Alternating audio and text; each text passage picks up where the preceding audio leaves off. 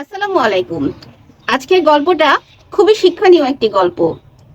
এই গল্পটার মেয়ে নেওয়া হলো যে অন্যের বিপদকে মাঝে মধ্যে গুরুত্ব দিয়ে চিন্তা করা উচিত। সেরকমই একটা সুন্দর গল্প।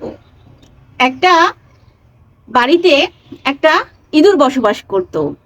সে বাড়িতে থাকতো শুধুমাত্র একজন বউ এবং তার হাজবেন্ড। তো ইঁদুরটাও বাড়িতে ভালোই ছিল। তো একদিন দেখলো ওই বউ এবং হাজবেন্ড এক বড় ব্যাগ নিয়ে এসলো। তো ইঁদুরটা মনে মনে ভাবলো যে মনে হয় আজকে খুব ভালো তার খাওয়া দাওয়া হবে, এক ব্যাগ ভর্তি নিশ্চয়ই বাজার করে এনেছে। এটা চিন্তা করে ইঁদুরটা মনে মনে খুব খুশি হচ্ছিল। কিন্তু যেই ব্যাগটা খুললো, ইঁদুরটা তো ভয়ে অস্থির। কি বের হলো সেখান থেকে? ইঁদুর মারার ফাঁদ, ইঁদুর ধরার ফাঁদ বের হলো সেখান থেকে। এটা দেখে সে তো ভয় পেয়ে গেল। সে বাড়িতে থাকা কবুতরের কাছে গেল। কবুতরকে যে বললো, কবুতর ভাই জানো আজকে বাড়িওয়ালারা ইঁদুর মারার ফাঁদ নিয়ে এসেছে, প্লিজ তুমি আমাকে বাঁচাও। এটা শুনে কবুতর তো হাসতে হাসতে শেষ। বলে যে এটা তো তোমার সমস্যা, এতে আমার কি যায় আসে। এটা শুনে সে খুব মন খারাপ হলো। সে এবার গেল মুরগির কাছে।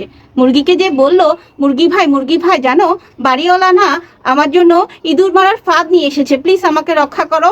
এটা শুনে মুরগি তো হাসতে হাসতে শেষ। বলে এটা আমি কি করতে পারবো। পরে সে চিন্তা করলো এখন আমি কি করতে পারি। পাশে ছিল বাড়িওয়ালার একটা ছাগল বাঁধা। সে মনে মনে চিন্তা করলো ছাগলই আমার শেষ ভরসা, যদি ছাগল ভাই আমাকে একটু সাহায্য করে। পরে সে ছাগলের কাছে গেল। ছাগলও সে একইভাবে তাকে তিরস্কার করলো, বলল যে ইঁদুর ভাই এবার তুমি বরং আমার থেকে শেষ বিদায়টা নিয়েই যাও। এটা শুনে ইঁদুর খুব মন খারাপ করলো। সেদিন রাতে কি হলো জানেন? সেই ফাঁদের মধ্যে ধরা পড়লো একটা বড় সাপ। তো বাড়িওয়ালি কি করলো, মহিলাটা ইঁদুর ভেবে যেই হাত দিল, কি হাত তাকে সাপটা ছবল দিল। সাপটা ছবল দেওয়ায় সে তো আহত হলো। সে আহত হলো, ওঝা ডেকে আনা হলো। ওঝা এসে বলল তাকে হচ্ছে কবুতরের মাংস খাওয়াতে হবে, কবুতরের মাংস খাওয়ালেই বিষ নেমে যাবে। তো আর কি করা, ওই যে কবুতর, সেই কবুতরকে জবাই করে তাকে রান্না করে খাওয়ানো হলো। তো মহিলাকে দেখতে অনেক লোক আসলো। অনেক লোক আসার পরে তাদের তো খাওয়া দাওয়ার ব্যবস্থা করতে হবে, তাহলে উপায় কি? মুরগিকে কাটা হলো, মুরগিকে কেটে সবাইকে খেতে দেওয়া হলো। এর কয়দিন পরে যখন মহিলাটা সুস্থ হলো, ভালো হলো, এবার তো একটা মিলাদ পড়াতে হয়। তাহলে মিলাদ পড়ানোর জন্য কি করতে হবে?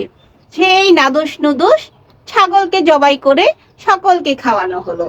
তাহলে এটা হলো একটা কিন্তু আমাদের জন্য শিক্ষা। যখন কেউ আপনার কাছে সাহায্য চাবে বা যখন কাউকে বিপদে পড়তে দেখতে হবে, মনে করবেন যে এই বিপদে তো আমিও থাকতে পারি। এজন্য উচিত সবসময় অন্যের বিপদকে গুরুত্ব দেওয়া এবং তাকে সাহায্য করা। ধন্যবাদ।